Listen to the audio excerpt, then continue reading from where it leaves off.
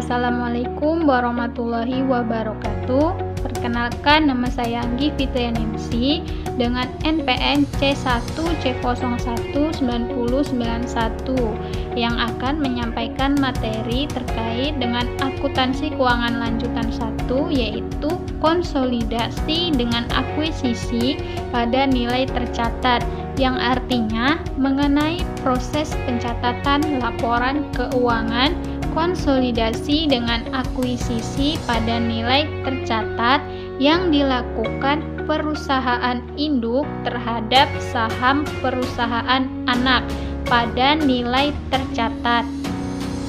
Lalu ada karakteristik konsolidasian dengan akuisisi pada nilai tercatat ekuitas, atau juga bisa imbalan yang dialihkan berupa kas atau aset lain, di mana imbalan yang dialihkan sama besarnya dengan nilai tercatat dari ekuitas, maka tidak ada namanya diferensial atau selisih. Lalu ada prosedur konsolidasi. Menurut PSAK 65 tahun 2014, yang pertama menggabungkan aset liabilitas, ekuitas, penghasilan, beban, dan arus kas sejenis dari entitas induk dengan entitas anaknya.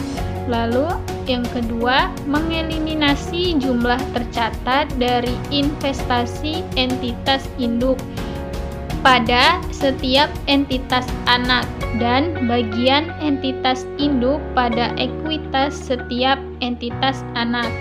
Dan yang ketiga, mengeliminasi secara penuh aset dan liabilitas, ekuitas, penghasilan, beban, dan arus kas dalam intra kelompok usaha terkait dengan transaksi antar entitas dalam kelompok usaha.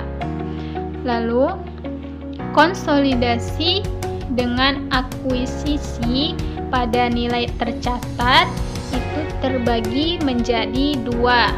Yang pertama, ketika perusahaan induk mengakuisisi pada nilai tercatat entitas dengan kepemilikan penuh. Artinya, perusahaan induk mengakuisisi 100% saham perusahaan anak.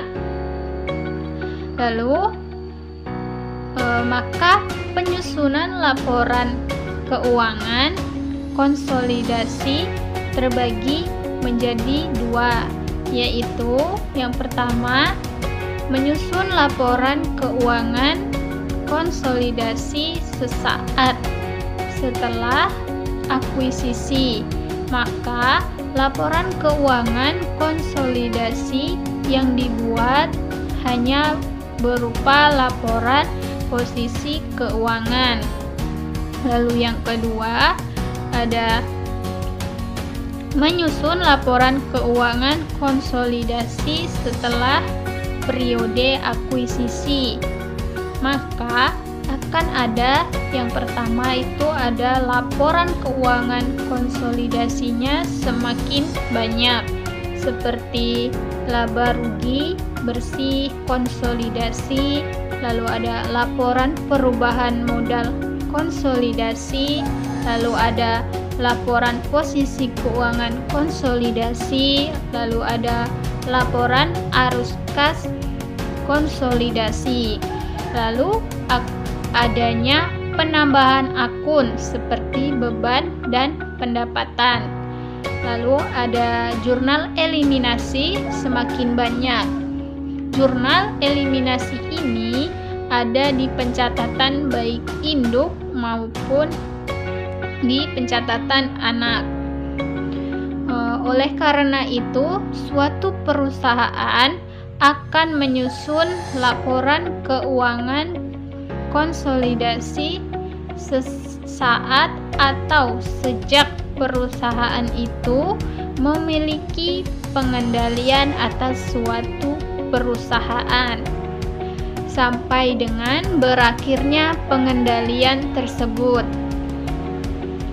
Lalu hanya ada 2 jurnal eliminasi di laporan keuangan konsolidasi setelah periode akuisisi. Yang pertama yaitu mengeliminasi bagian laba dari entitas anak. Lalu yang kedua, mengeliminasi dividen yang diumumkan, tambahan nilai investasi baik di pencatatan entitas anak. Dalam hal ini tidak ada kepentingan non pengendali karena tadi mengakuisisi 100%.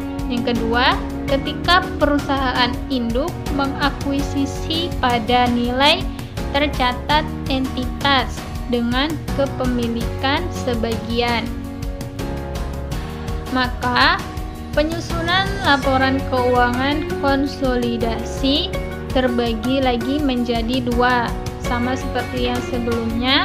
Yang pertama itu menyusun laporan keuangan konsolidasi sesaat setelah akuisisi.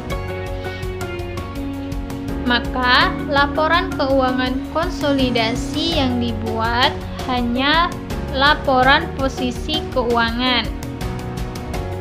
Lalu yang kedua, menyusun laporan keuangan konsolidasi setelah periode akuisisi. Dalam hal ini, maka akan dilaporkan adanya kepentingan non pengendali. Jadi akan muncul kepentingan non pengendali. Lalu ada jurnal eliminasi di laporan keuangan konsolidasi setelah periode akuisisi dengan kepemilikan sebagian. Maka akan muncul yang pertama mengeliminasi bagian laba dari entitas anak. Yang kedua, mengeliminasi dividen yang diumumkan untuk kepentingan non pengendali dan muncul di posisi kreditnya, yaitu berupa kepentingan non pengendali. Lalu di jurnal eliminasi ada mengeliminasi bagian laba kepentingan non pengendali. Dan yang selanjutnya, jurnal eliminasi bersifat basic atau mengeliminasi modal saham entitas anak, saldo laba entitas anak, lalu investasi pada entitas anak.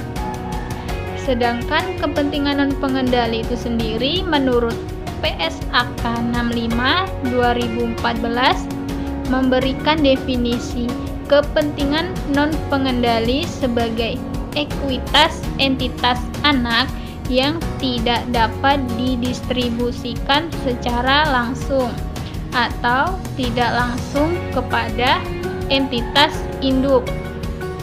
Lebih lanjutnya terkait mengenai PSAK 65 2014 mensyaratkan entitas induk untuk menyajikan secara terpisah bagian dari kepentingan non pengendali pada ekuitas dalam laporan posisi keuangan konsolidasian. Dalam penyusunan laporan keuangan konsolidasi ini akan terbagi, akan ada jurnal eliminasi. Jurnal eliminasi itu sendiri bukanlah bagian dari siklus akuntansi. Jurnal eliminasi ini juga tidak sama dengan jurnal penyesuaian, jurnal penutup, dan jurnal umum. Jurnal eliminasi ini adalah jurnal yang dibuat dalam kaitannya dengan proses laporan keuangan konsolidasi. Dan tujuannya yaitu kaitannya dalam proses penyusunan laporan keuangan konsolidasi agar akun-akun beserta saldonya yang tersaji dalam laporan keuangan konsolidasi hanya mencerminkan pengaruh dari transaksi ke pihak non-afiliasi. Sedangkan transaksi yang melibatkan pihak berelasi baik induk dan anak itu harus dieliminasi, tidak dimunculkan pengaruhnya. Lalu yang selanjutnya itu ada isu seputar konsolidasi, yaitu berupa pencatatan investasi saham dengan menggunakan metode biaya, yang artinya tidak mencatat bagian laba ketika perusahaan anak membagikan laba, lalu mengeliminasi dividen bagian milik perusahaan induk.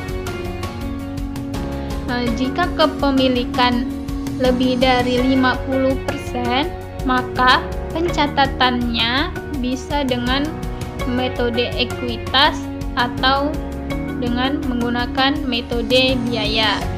Baiklah, sekian dari penyampaian saya. Saya Firi, wabillahi taufik walhidayah. Wassalamualaikum warahmatullahi wabarakatuh.